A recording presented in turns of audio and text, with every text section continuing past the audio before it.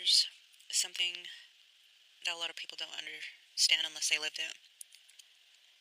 When you're with somebody who treats you like an object, like something they own, instead of treating you like a person, it chips away at your sense of reality and your self-worth, and even your sense of what love is supposed to feel like. I did spend almost 21 years with somebody who believed he could discard me.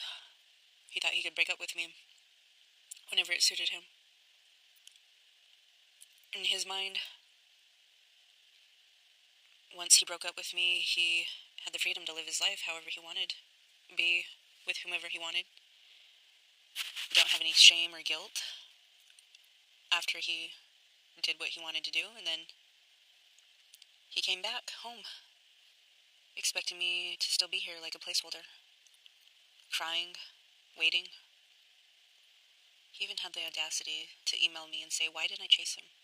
Why didn't I want to reconcile with him?" You're fucking kidding me. I am not getting the validation that I need because I don't talk to anybody. But I realize it just wasn't for shock value by saying, "You're fucking kidding me." It's still shocking to me. When I say it's not for shock value, I mean, for me, I realized it wasn't love. It was just confusing. It was just a situation ship that people call these days. And I hung on for way too long, dealing with his bullshit. He's a creep. He really was, and I denied it. Just trying to act like everything was normal. And what makes it even harder to process is the public that is not aware of these things. You're lucky if you've never experienced being with such a sadistic monster.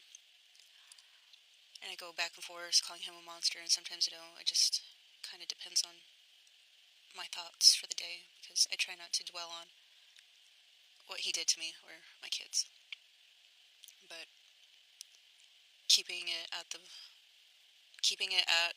a safe description, I'll talk about how his behaviors were so cold, and he was always very detached.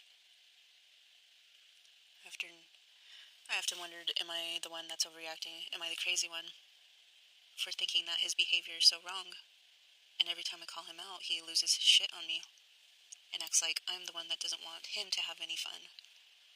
But I realize now that I'm not crazy. I was never the crazy one.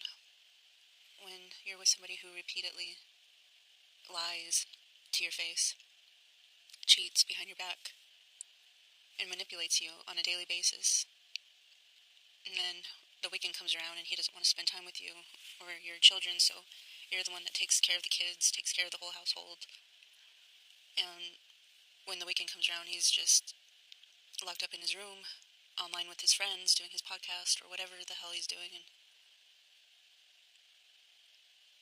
it was just repetitive. It was a long, long time of going through the same old routine, and I'm talking about years of this shit, treating me as if I was disposable.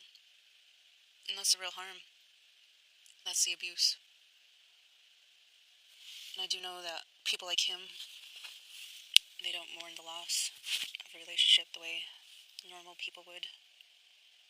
And I've talked about this probably more than once. But the narcissists, when they lose control, that's what they mourn.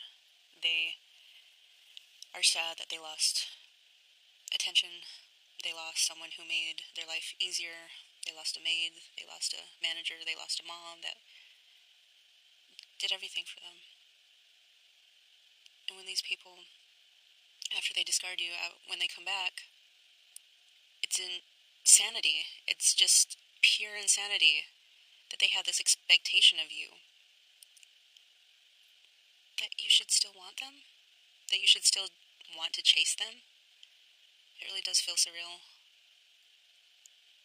Like, it boggles my mind, it really does. It's like living in a completely different reality. It's so delusional, and I just feel like I want validation. I keep hearing that, you know, I want validation that somebody who's walked in my shoes and anyone listening who's been through something like this, tell me what you experienced. You knew it was real. You knew it was happening to you. The pain was real. The confusion was real. And I guess I'm at that stage where I'm finally angry about it. Because he so easily manipulated people around him, triangulated me against these people. And mind you, they're my haters, which I could give less, than a shit about. But the point is, he tried to smear my name. He tried to destroy my reputation and turn everything around on me and get my kids to be against me and basically threw me under the bus. And that for me was just, damn, huge gut punch, slap to the face, wake up call right there. Like, you do not return from that kind of betrayal. You just don't. I know I gave him the loyalty that he never deserved, and holy shit, I gave him respect that he didn't deserve. Where was my respect? I was barely treated like a human. Not, he treated me more like a possession. And I saw that clearly at the very end. That he was looking at me like I was a possession, nothing more. And again, recognizing that it's